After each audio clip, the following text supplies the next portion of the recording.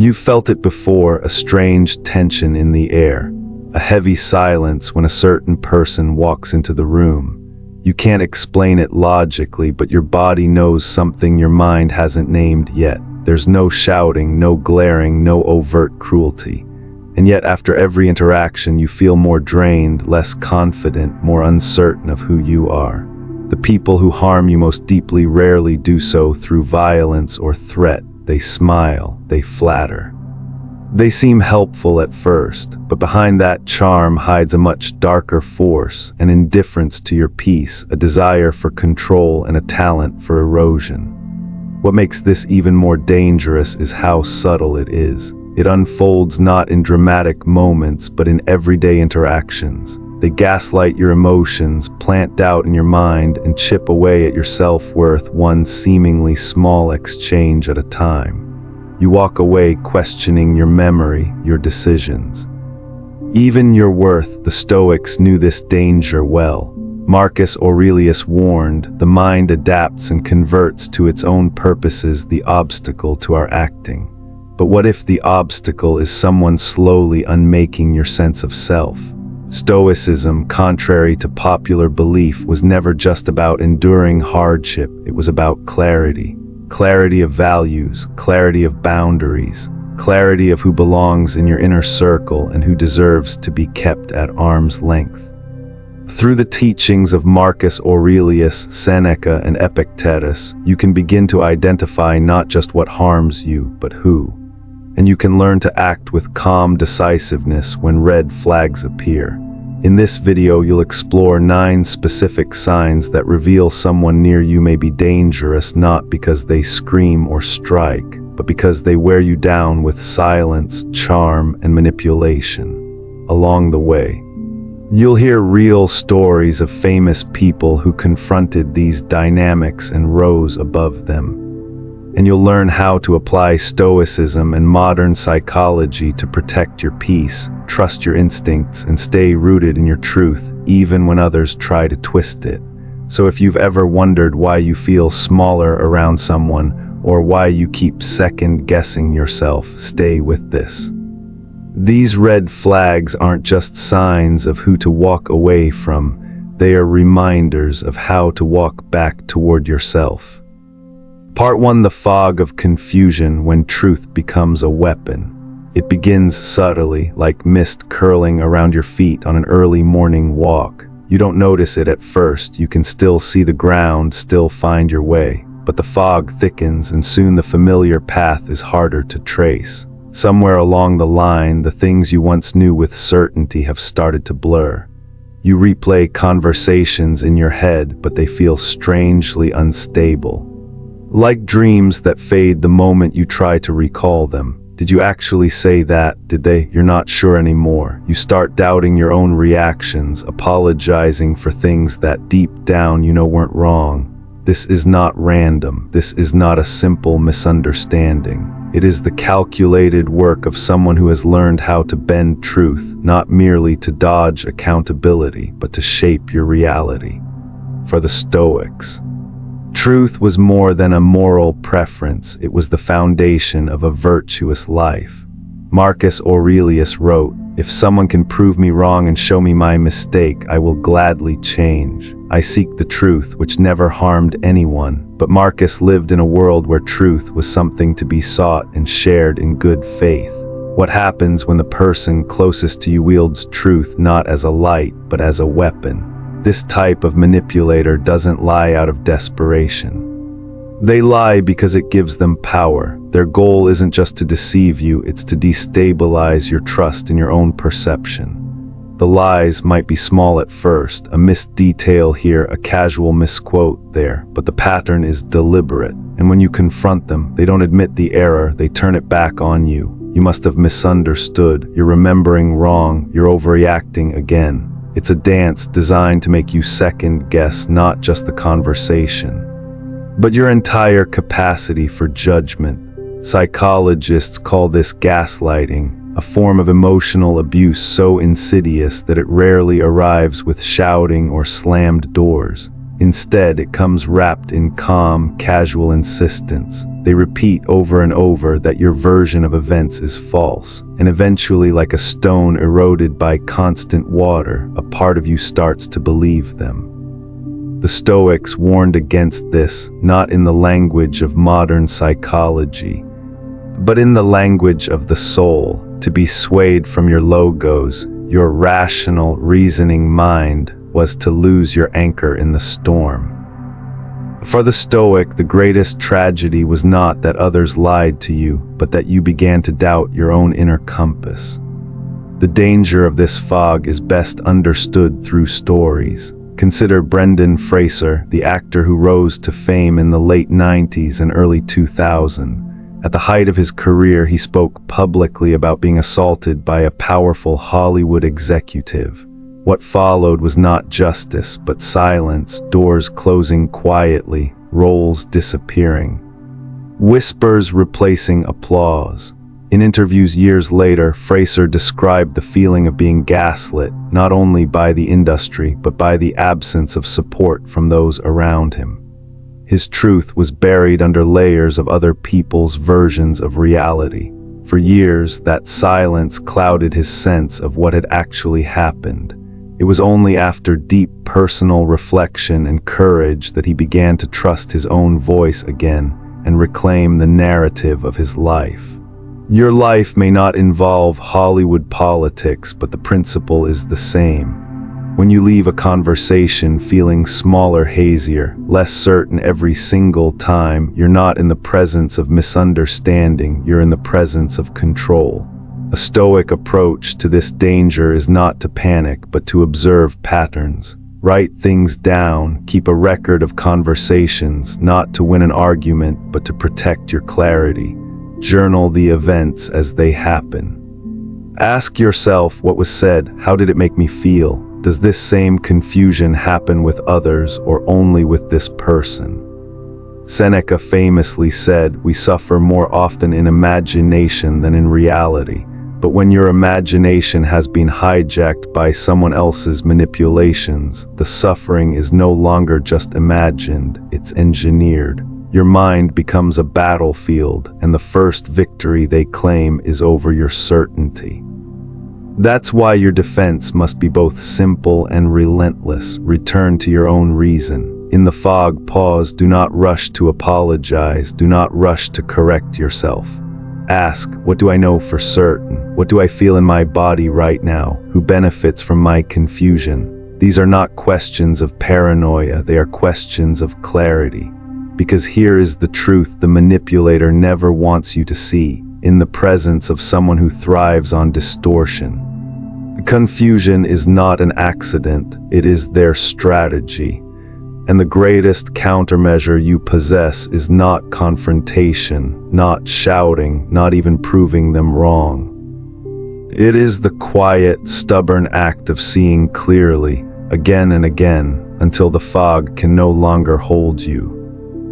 Part 2, the addict of chaos when conflict feeds the ego. You've seen this kind of person before. They don't shout or rage outright, not at first. But wherever they go, tension seems to follow. One moment things are calm, the next there's friction, miscommunication, a sudden rift between people who once got along. It's subtle, like a spark behind dry grass, and if you look closely, you'll notice they're always at the center of it, yet they act surprised, innocent. I was just being honest, they say. Why is everyone so sensitive? But the truth is they need the conflict, they thrive on it. Without it, they feel powerless. In Stoicism, peace is not something you stumble into, it's something you protect. Epictetus taught, if someone succeeds in provoking you, realize that your mind is complicit in the provocation. The Stoic must learn to preserve tranquility not by avoiding life's noise, but by not letting others decide the volume. But when someone is addicted to stirring chaos, they aren't just provoking, they are designing the storm, and they often do it under the guise of truth, justice, or concern. This behavior is especially dangerous because it's masked as virtue. The person who pits two friends against each other might do so while pretending to mediate. The colleague who spreads rumors might claim they are just warning others. They are not fighting for clarity, they are engineering conflict to feel powerful. From a psychological standpoint, this reveals a deeper insecurity. People who sow discord often feel out of control in their own lives. Stirring drama gives them a sense of dominance, of mattering, even if it comes at the expense of everyone else's peace. Consider the story of Meghan Markle, the Duchess of Sussex.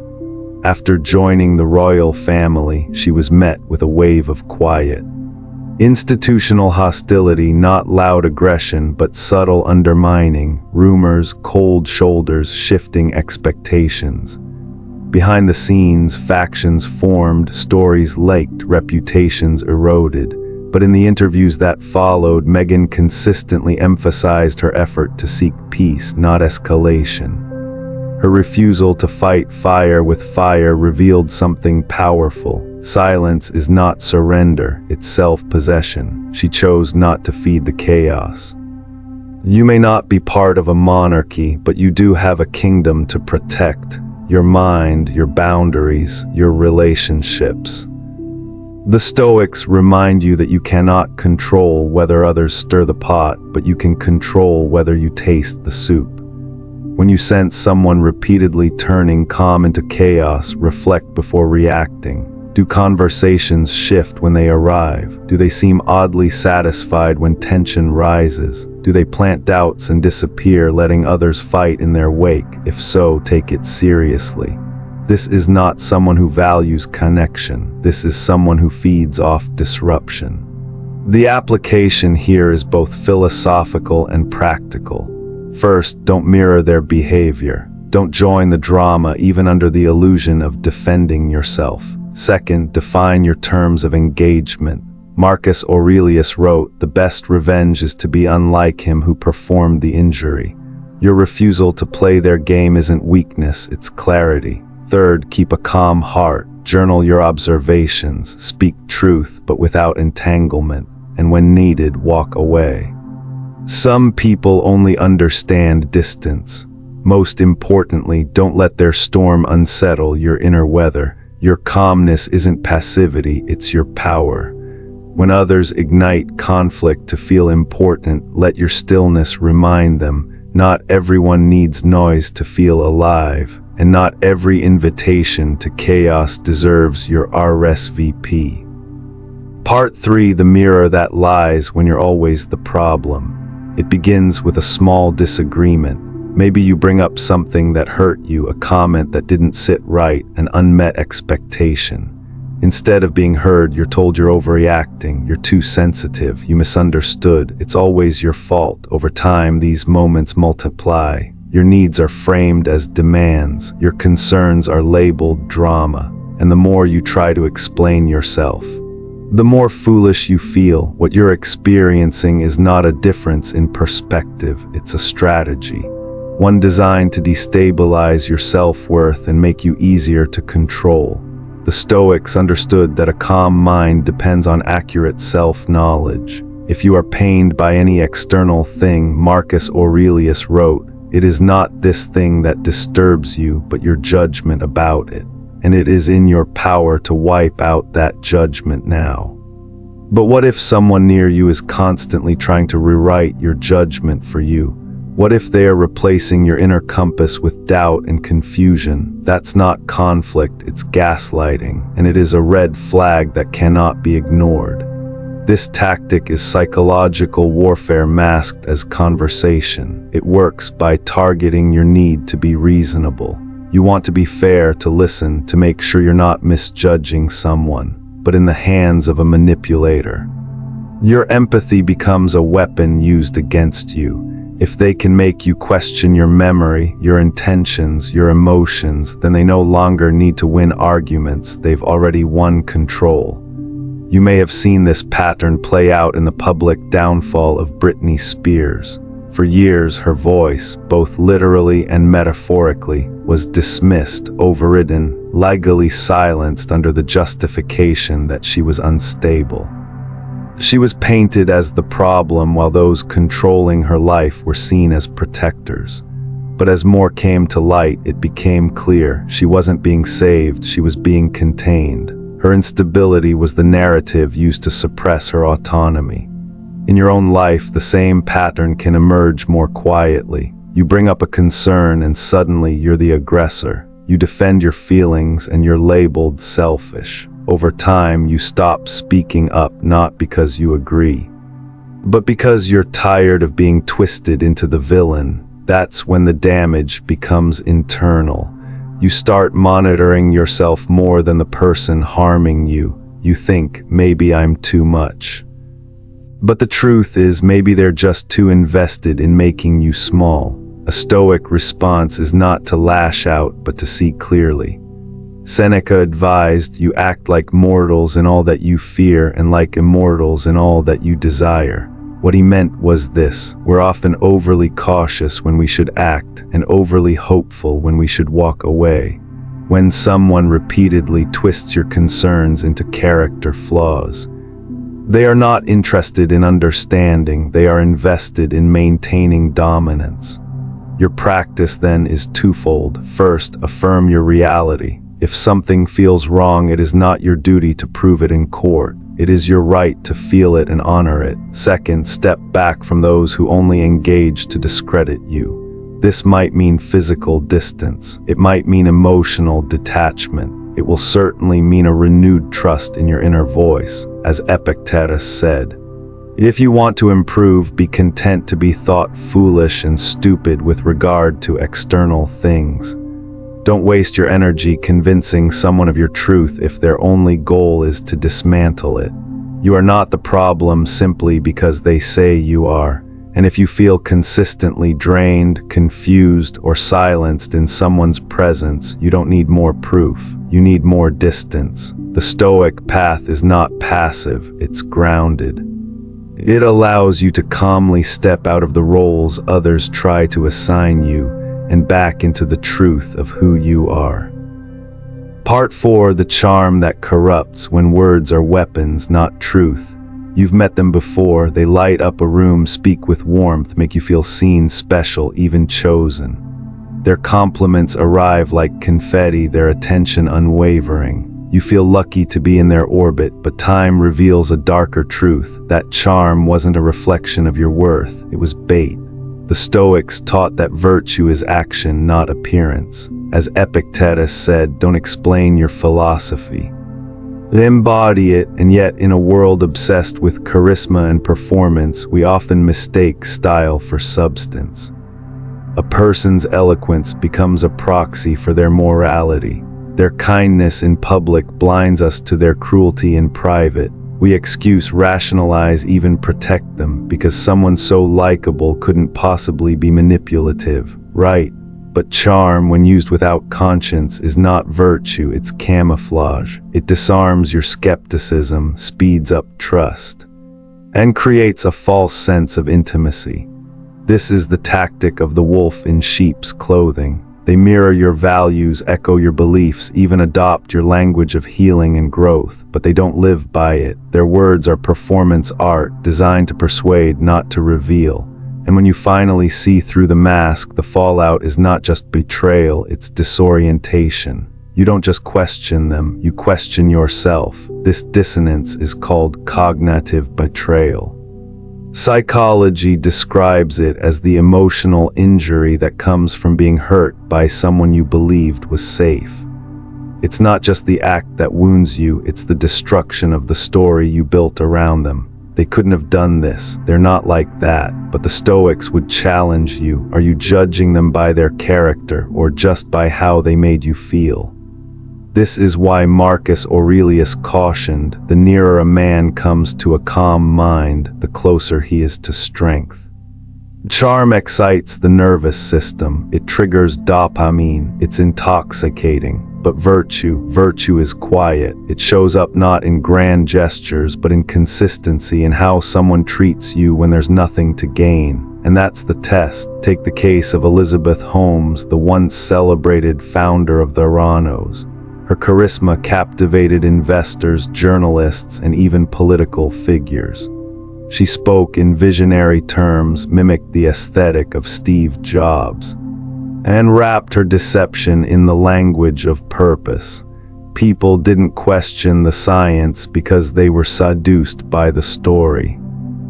And when it all unraveled, what stunned the world wasn't just the fraud, it was how easily so many intelligent people were taken in. You're not immune to that. None of us are. But the Stoic advantage is this: you don't judge people by how they appear in their best moments. You watch how they behave in ordinary ones. Do their values align with their actions? Do they show integrity when no one's watching? Do they honor your boundaries when you say no? The truth of a person is not found in how they charm a crowd, it's how they respond when the performance is over. Your task is to shift from being impressed to being observant. Don't let poetic words distract you from pragmatic facts. When someone's behavior and speech are out of sync, believe the behavior. When they say all the right things but their actions leave you feeling unseen, used, or uneasy, that is your data. The Stoics didn't teach you to be cynical. They taught you to be discerning. So when someone dazzles you with attention or floods you with praise too soon, pause. Ask yourself, is this connection grounded or manufactured? Does this person want to know you or own you? And most importantly, how do they treat you when admiration is no longer necessary? In the Stoic tradition, true goodness never needs an audience, and the most dangerous people are not the ones who look evil. They are the ones who look perfect. Because perfection is not a virtue, it's a disguise, and your calm, clear mind is the only defense that sees through it. Part 5, the sinister calm, when emotional coldness is a form of control. It starts quietly. There are no raised voices, no slamming doors, no dramatic ultimatums, just a steady withdrawal of warmth, a lack of concern where concern should be. You find yourself in pain or confused or lost, and they meet you with indifference, not because they are overwhelmed or unsure how to help, but because they choose not to care. This is not emotional unavailability. It's emotional strategy. The Stoics prized composure, yes, but not cruelty. Marcus Aurelius reminded himself often to be both firm and kind, to be like the rock that the waves keep crashing over, but never to become the wave that crashes on others. True Stoicism is not the absence of emotion, it's the mastery of it in service of virtue. But emotional coldness, when it becomes a pattern, is not mastery, it's manipulation. Modern psychology has a term for this: emotional withholding. It's when someone weaponizes their silence, their lack of affection, or their flat affect to punish you, to assert power, or to make you question your reality.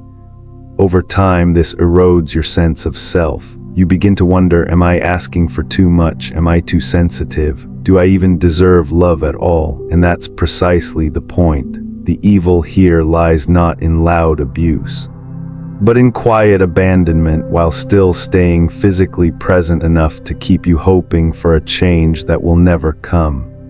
This is especially dangerous when it wears the mask of Stoicism, because emotional detachment, when taken out of context, can look like strength. It can appear philosophical, but Seneca was clear: philosophy is meant to heal, not to harm. The Stoic sage is emotionally stable, not emotionally indifferent.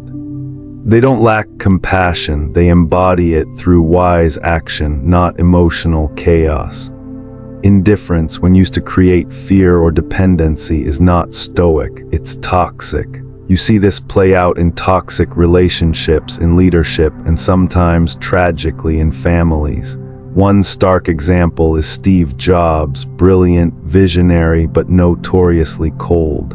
For years, he denied paternity of his daughter Lisa, despite overwhelming evidence.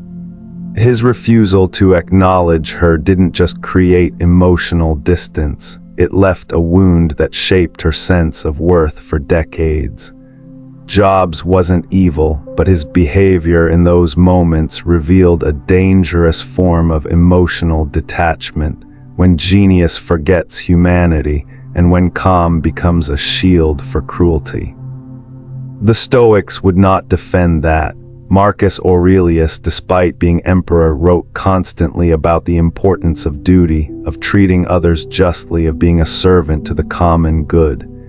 If it is not right, do not do it. If it is not true, do not say it. Coldness may look composed, but when it harms others, it betrays the very essence of Stoicism. If you've been on the receiving end of this, know this: your need for connection is not a weakness, it is human.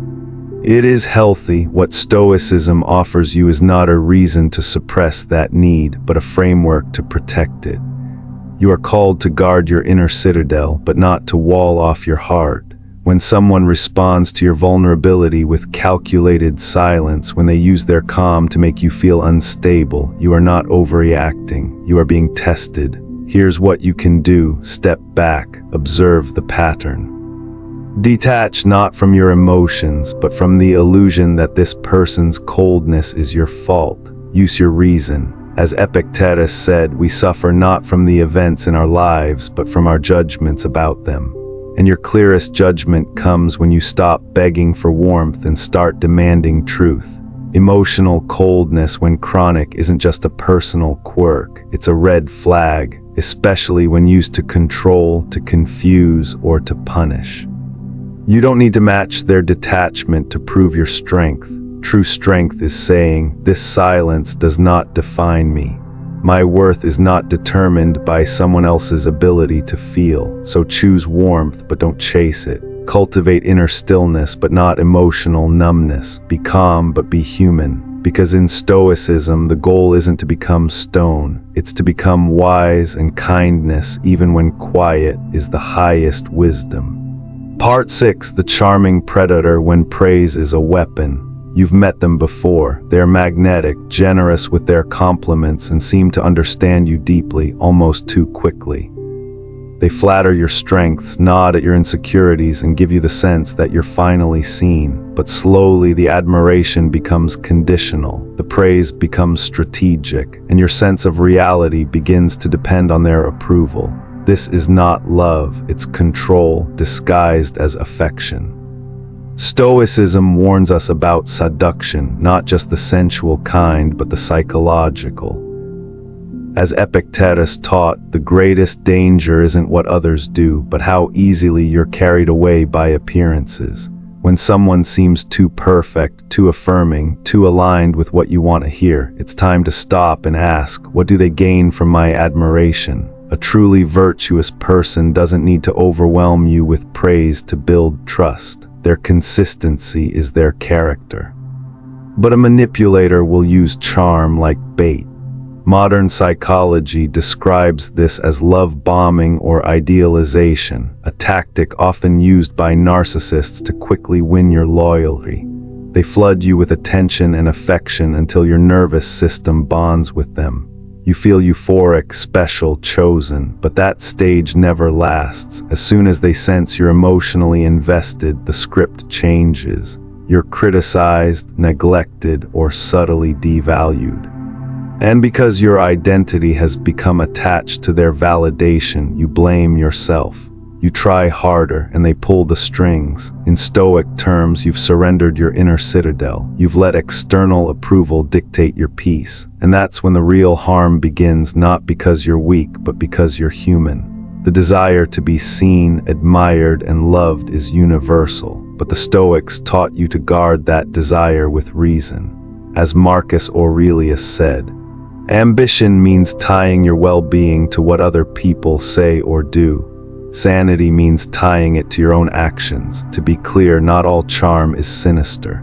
Some people are naturally warm, expressive, or affirming. But the red flag is this: does the charm demand loyalty before it's earned? Does it vanish the moment you assert boundaries? Does it make you feel dependent on their attention to feel whole? If the answer is yes, you are not being loved, you are being groomed. Few modern figures exemplify this duality more than Elizabeth Holmes, the founder of Theranos. With her deep voice, black turtlenecks, and intense eye contact, she captivated investors, employees, and media outlets.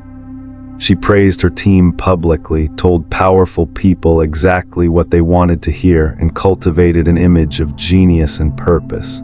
But behind the scenes, dissent was punished, truth was buried, and thousands were misled. Her charm was not rooted in character. It was a tool, highly calculated and weaponized for control.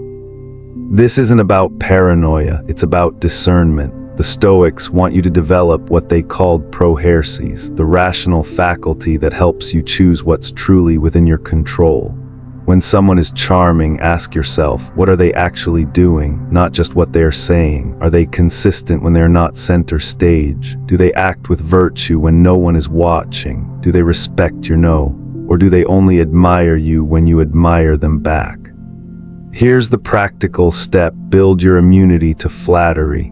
When someone praises you, receive it, but don't need it, test it. As Seneca said, a wise man is content with himself. That doesn't mean closing your heart. It means anchoring your self-worth in your values, not their approval. Let compliments land, but don't let them steer. You are not foolish for being drawn to charm, but you must be wise enough to know when charm is camouflage.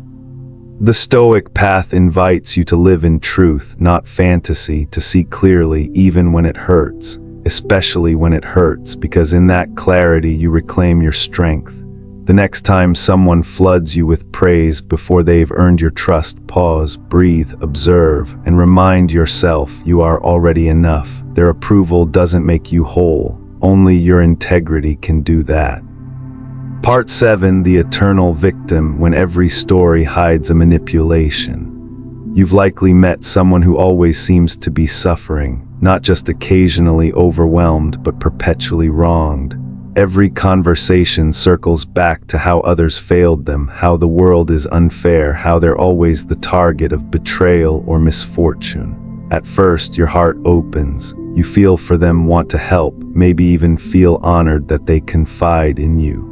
But soon you notice something strange. You start feeling guilty, obligated, even controlled. Their pain becomes your prison. The Stoics taught that while pain is a part of life, victimhood is a mindset. Seneca observed, we suffer more in imagination than in reality. And nowhere is this truer than with the person who adopts suffering as their identity. To them, the story of being the victim is not just a coping mechanism, it's a form of power. Power to evade responsibility, to recruit allies, to deflect blame, and often to manipulate those who care. Modern psychology calls this behavior covert narcissism or victim playing. It's a subtle, insidious strategy where someone gains control not by intimidation, but by invoking sympathy. They weaponize their wounds. If you disagree with them, you're attacking them. If you set a boundary, you're abandoning them. They twist empathy into leverage, and suddenly, you're not dealing with an honest human experience of pain, you're navigating a maze of emotional traps. The Stoics would urge you to look not just at what people say, but how they live.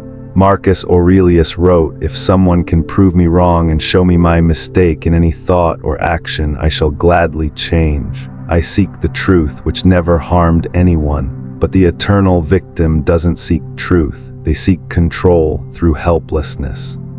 And that's a far more dangerous kind of deceit because it wears the mask of vulnerability. This doesn't mean you abandon those who are hurting. The Stoic view is deeply compassionate but rooted in clarity.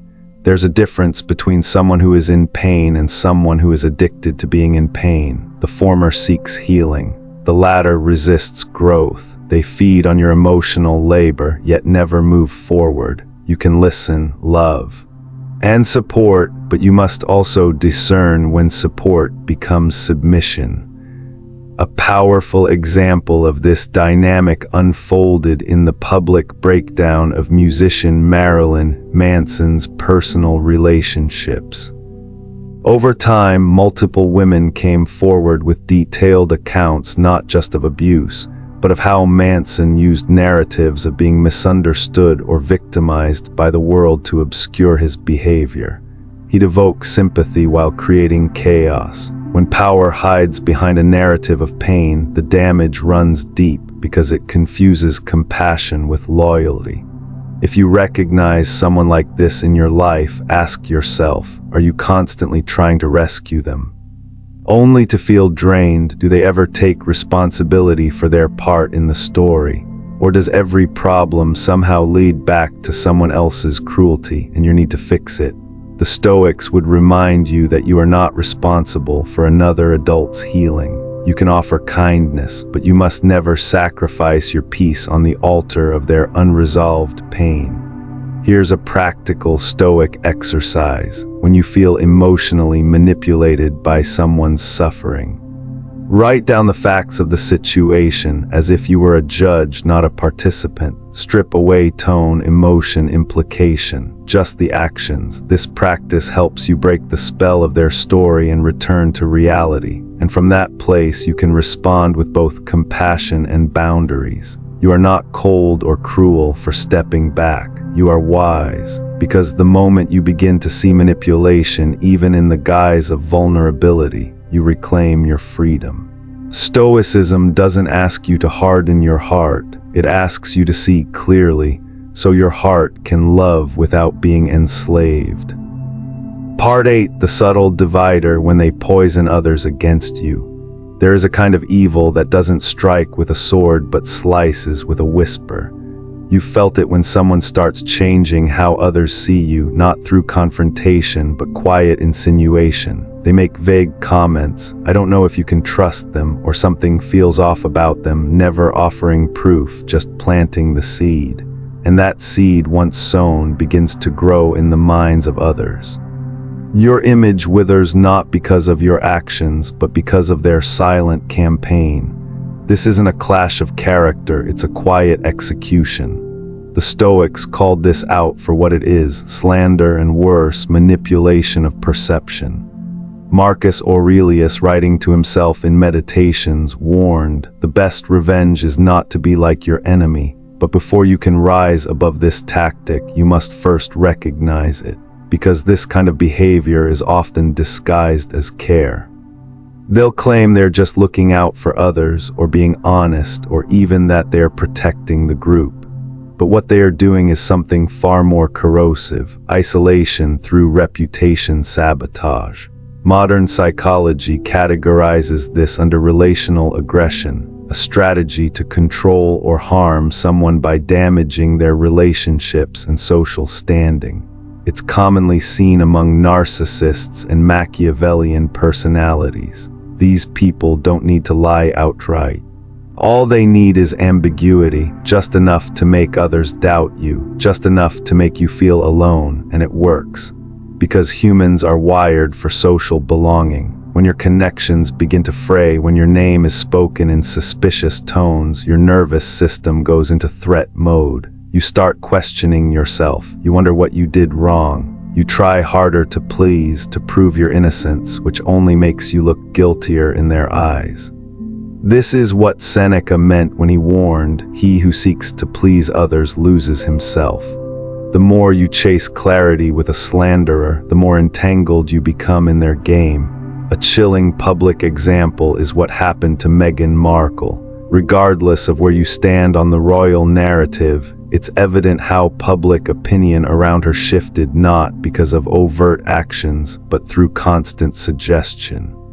Headlines that raised questions without answers. Likes that weren't confirmed but were repeated. Whispers became reputations, and reputations became truth. She was framed not by facts, but by the slow erosion of public trust, one narrative fragment at a time. So how do you respond stoically when you sense someone quietly turning others against you? First, you resist the urge to defend yourself endlessly. Marcus Aurelius would say, if it is not right, do not do it. If it is not true, do not say it. That's your anchor. Let your actions speak over time. Your character must be your rebuttal, as difficult as it feels. Trying to chase down and correct every misperception is a form of spiritual exhaustion. And in some cases, it actually validates the manipulator's frame that you're overreacting or protesting too much. Second, you strengthen your connections with those who know your core. You do not let someone else define your relationships. You show up. You speak with clarity and kindness. You live in a way that makes false narratives dissolve under the weight of truth. And finally, you take time to name what is happening, write it down, journal it. Epictetus said, if you want to improve, be content to be thought foolish and stupid. That doesn't mean you accept slander. It means you accept that not everyone will see your truth right away, and you do not let that stop you from walking it. When someone poisons others against you, it can feel like you're drowning in a silent tide. But the Stoics hand you a rope, your character, your calm, your unwillingness to join the chaos. You stay upright even when others try to pull you under, and over time the tide changes. Because while rumors may spread fast, integrity holds like stone beneath the surface. And you, if you remain grounded in truth, become unshakable. Part 9. The quiet power of lasting change. There comes a point in your journey when you realize that transformation is not a sudden, cinematic explosion. It doesn't arrive with trumpets or applause. Instead, it burns quietly, like a steady flame that refuses to go out. The old version of yourself didn't die in a single decisive moment. It faded, piece by piece, as you lived out each new choice, enforced each new boundary, and adopted each new way of seeing the world. Marcus Aurelius once reminded himself, the impediment to action advances action. What stands in the way becomes the way.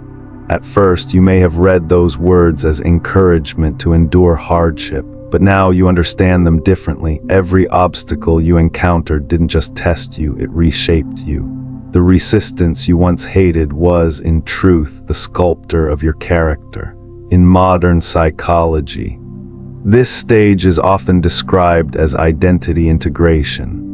At the beginning of change, discipline feels like war. You force yourself to get up early, to eat differently, to speak with more patience, to avoid the familiar but destructive patterns. It's exhausting. Like pushing a boulder uphill, each movement demands conscious effort. But something happens over time, slowly, invisibly, inside your brain. Neural pathways that once carried doubt, procrastination, and self-sabotage begin to weaken, like old trails in the forest left untrodden. In their place, new pathways form for confidence, self-control, and clarity.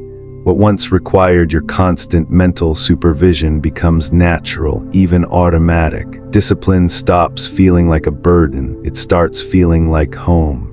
Your new life no longer depends on willpower alone. It is supported by a mind that has been rewired to protect it. This is why you now walk a path that once seemed impossible without even thinking about it. Consider the example of J.K. Rowling. Long before the world knew her name, she was a single mother living on welfare, facing rejection after rejection from publishers. Depression clouded her days, and the weight of survival pressed against every dream she had. The easier path would have been resignation, to accept that the life she envisioned was out of reach, but she didn't. Writing became her anchor, and each day she chose to return to it, no matter the outcome. Over the years, the identity of struggling and unseen was quietly replaced by creator and storyteller. That transformation wasn't the product of one lightning bolt breakthrough. It was the slow alchemy of persistence, years of small, consistent actions that eventually became her nature. By the time the first Harry Potter book was published, the change was already complete inside her. The world simply caught up to what she had been becoming all along. When you reach this point, something remarkable happens. You find yourself less affected by the triggers that once controlled you. The colleague whose criticism once sent you spiraling now barely ruffles your thoughts. The friend's sarcasm, the stranger's rudeness, the family drama, all the little sparks that used to ignite your temper no longer find dry wood to burn. You don't even need to suppress your reaction because the reaction itself has transformed. The storm has lost its power over you, not because the world is calmer, but because you are. This is the destination the Stoics aimed for, not a life free from pain or difficulty, but a life in which your inner state is so steady that no external storm can truly disturb it. As Epictetus said, we cannot choose our external circumstances, but we can always choose how we respond to them.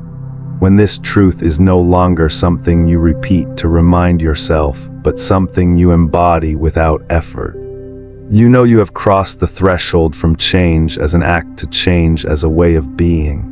And here's the most beautiful part: you don't need to tell anyone you've changed. You don't need to post about it, declare it, or seek validation for it. People will see it without you saying a word. They'll notice in the way you walk into a room, in the way you carry yourself when you think no one is watching, in the quiet composure that doesn't crack under pressure. You will find that your silence, your mere presence, communicates more than your old explanations ever did. By living fully into this new version of yourself, you haven't destroyed the old you with force or denial. You've simply made it irrelevant. The habits, fears, and doubts that once defined you have nowhere left to live. You have replaced them not by fighting them endlessly, but by building a life so incompatible with them that they simply wither away. The final truth is this: lasting change is not about becoming someone else entirely. It's about becoming more yourself than you have ever been, your truest self, unshackled from the weights that kept you small. When you reach this point, you no longer need to glance back to check if the old you is still following. You know they are gone. You no longer need to prove anything to anyone because the proof is in your life itself. You are no longer acting as if you've changed. You are living it, and that is enough. The last goodbye to who you were. Marcus Aurelius once wrote, "It is not death that a man should fear, but he should fear never beginning to live." The truth is, the red flags we've explored in this journey were never just warnings about toxic people or harmful situations. They were reflections, mirrors held up to you, revealing the patterns, attachments, and fears that you've carried, often without even realizing it. Each red flag is an invitation. An invitation to step beyond the familiar cage of who you used to be, to walk away from the comfortable but suffocating patterns that once defined you. It is not an easy departure. The old self will call you back with nostalgia, with habit, with whispers of "this is just who you are." But the Stoics remind us who you are is not fixed. You are a work in progress, and progress requires release. Epictetus said that no man is free if he is not master of himself. And mastery begins with the courage to close certain doors, not because you hate what's behind them, but because you love what's ahead. The person you were may have been necessary to survive the storms of your past, but you are not here merely to survive. You are here to live. Life, the Stoics taught, is not about clinging, it is about letting go. Letting go willingly, letting go consciously, letting go with grace. When you do, you discover that you never lose anything essential. You only lose what was keeping you from becoming more. So carry this with you. The old you is not your prison unless you choose to stay there. The moment you see the truth and decide to act on it, you are already free. If this message speaks to you, share in the comments the old version you are ready to leave behind. And if you found value here, subscribe, because this is only the beginning of your journey toward unshakable, calm, deeper wisdom and a life fully lived.